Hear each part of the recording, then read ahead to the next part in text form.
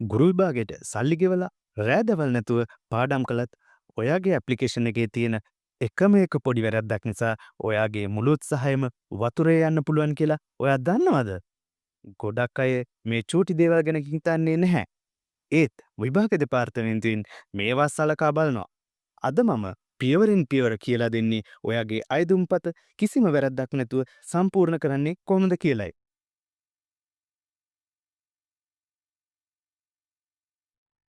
මුලින්ම www.donets.lk කියන විභාග දෙපාර්තමේන්තුවේ නිල වෙබ් අඩවියට යන්න ඕනේ.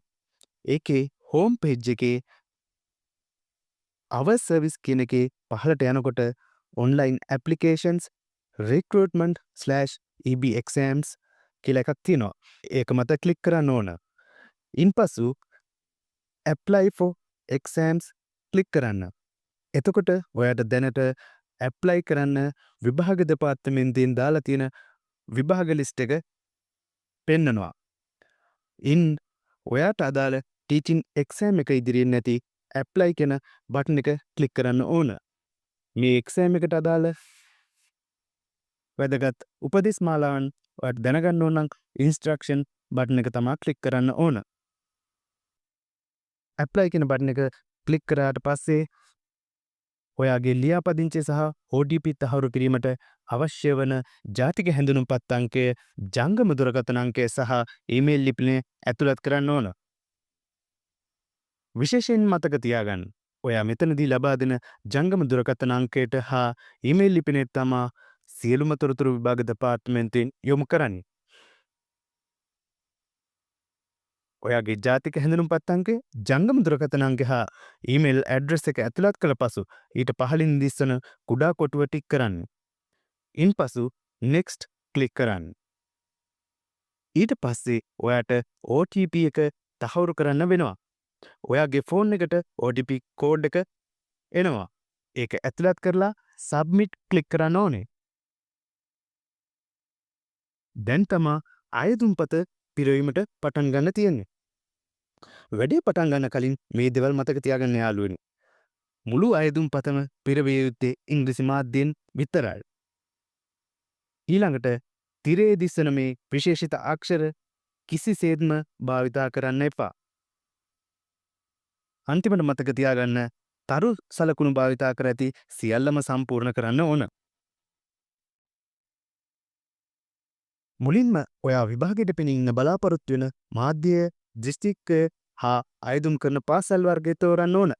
මේකෙදි දිස්ත්‍රික්කය තෝරද්දී ඔයාට විභාගය ලියන්න පහසුම දිස්ත්‍රික්කය මුලින් තෝරන්න. ඊට පස්සේ පහසු දිස්ත්‍රික්කය දෙවනුව තෝරන්න. අයදුම් කරන පාසල් වර්ගයේදී both national and provincial schools යන්න තේරීමෙන් ඔයාට වැඩි අවස්ථාවක් උදා කරගන්න පුළුවන්. ඊට පස්සේ A level සඳහා ඉගෙනීමට බලාපොරොත්තු වෙන විෂයන් දෙකක් ප්‍රමුඛතාව අනුව ඇතුළත් කරන්න. ඒ වගේම ලිස්ට් එකකින් තෝරලා 11 වසරෙන් 15 පන්ති වලට උගන්වන්න බලාපොරොත්තු වෙන විෂයන් දෙකක් ප්‍රමුඛතාව අනුව ඇතුළත් කරන්න. දැන් ඔයාගේ පුද්ගලික තොරතුරු තමා ඇතුළත් කරන්න තියෙන්නේ. මුලින්ම ඔයාගේ සම්පූර්ණ නම කැපිටල් අකුරු වලින් පමණක් ඇතුළත් කරන්න. යාළුවනේ, මුලකුරු සමග නම් තොරතුරු ඇතුළත් කරද්දී ගොඩක් අය වරද්ද ගන්න තැනක් තමයි මේක. විභාග දෙපාර්තමේන්තුවේ මේ පද්ධතියේ උපදෙස්වල පැහැදිලිවම තියෙනවා මුලින්ම ඔයාගේ වාසගම ඇතුළත් කරලා ඊට පස්සේ තමයි මුලකුරු ටයිප් කරන්න ඕනේ. ඉතින් මේක වරද්ද ගන්නේ නැතුව කැපිටල් අකුරෙන් පමණක් ඇතුළත් කරන්න. දැන් ඔයාගේ පදිංචිය තියෙන ස්ථීර ලිපින කැපිටල් අකුරෙන් පමණක් ඇතුළත් කරන්න. දැන් ඔයාගේ පදිංචි ලිපින අයත් පළාත හා දිස්ත්‍රික්කය තෝරන්න. ඔයාගේ පදිංචිය අයත් පළාතේ ජාතික හෝ පළාත් පාසලක ඔයාගේ විෂයට අදාළව පුරාපාඩු නොමැති අවස්ථාවක ඔයා වෙනත් පළාතක වැඩ කරන්න කැමති නම් විතරක් මෙතනින් පළාතක් තෝරන්න ඕන. ඊළඟට ස්ත්‍රී පුරුෂ භාවයේ තෝරන්න.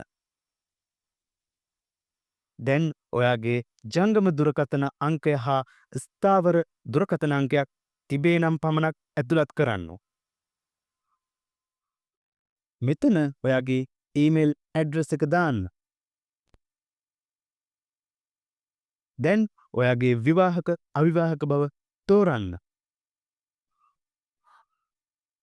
මෙහි දිස්වන කැලෙන්ඩර සලකන උපයෝගී කරගෙන ඔයාගේ උපන්දිනය ඇතුළත් කරන්න.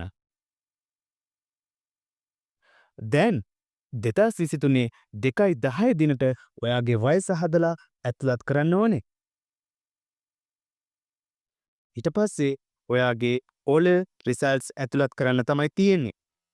ඔයා පෙනී හිඳපු වර්ෂය විභාග අංකය ඇතුළත් කරලා විෂයන් සහ ලබාගත් ශ්‍රේණිය එකින් එක ඇඩ් කරන්න ඕන.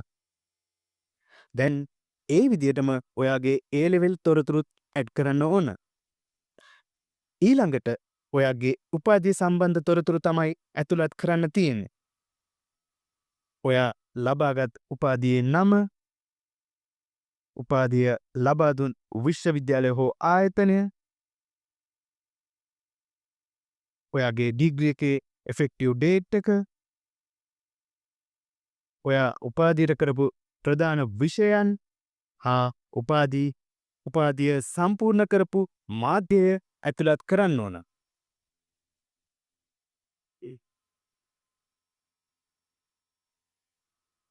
දැන් submit this application click කරන්න. එතකොට ඔයා ඇතුළත් කරපු තොරතුරු මේ ආකාරයට පෙන්වනවා. ඒක හොඳට චෙක් කරලා නිවැරදි නම් proceed click කරන්න.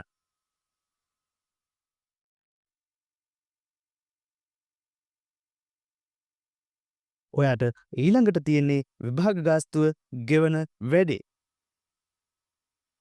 විභාගයේ නමයි විභාග ගාස්තුවයි දිස් වෙනවා. එතන පහලින් තියෙන proceed to payments click කරන්න.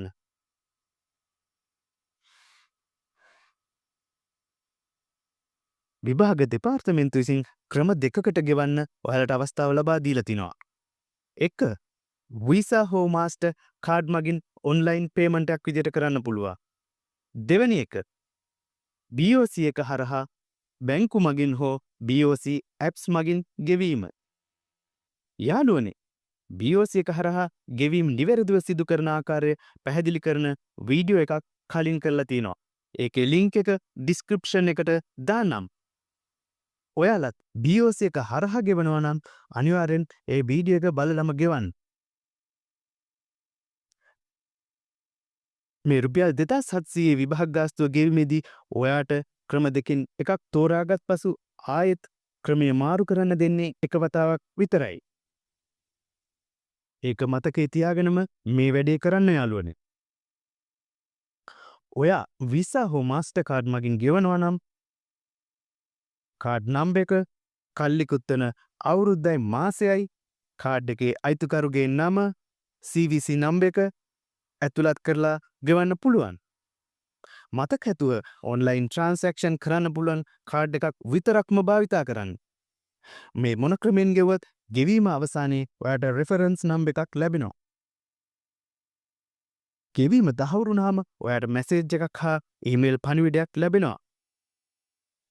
ඊට පස්සේ අයත් ඔයාට our service යටතේ මුලින් ක්ලික් කළ online applications recruitment/EB exams මත ක්ලික් කරන්න ඕන. එතනදී අපි දැන් තෝරගන්න තියෙන්නේ continue after payment කියන බටන් එකයි. ඒක තෝරගෙන ඔයාට ලැබුණ reference number එක දාලා proceed ක්ලික් කරන්න. එතකොට ඔයා මුදල් ගෙවපු තොරතුරු අප්ඩේට් වෙලා තියෙනවා බලා ගන්න පුළුවන්. ඒක print කරගන්නත් පුළුවන්. දැන් ඊට පහලින් තියෙන proceed ක්ලික් කරන්න. එතකොට අපි මේ ක්‍රියාවලියේ අන්තිම පියවරට තමයි එන්නේ.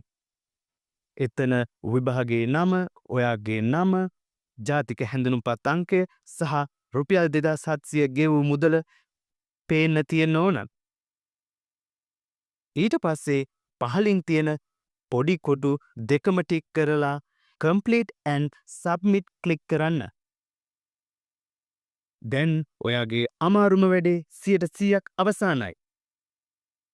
ඒක ක්ලික් කරාට පස්සේ විභාගය අයදුම් කිරීමට අදාළ රෙෆරන්ස් නම්බ එක දිස් වෙනවා. ඊට පහලින් ඔබේ අයදුම් පත්‍රය ඩවුන්ලෝඩ් කරගෙන පෞද්ගලික ලිපිගොනුවට බාරදීම හා අත්සන සහතික කරගැනීමේ කටයුතු සිදු කරගන්න පුළුවන්.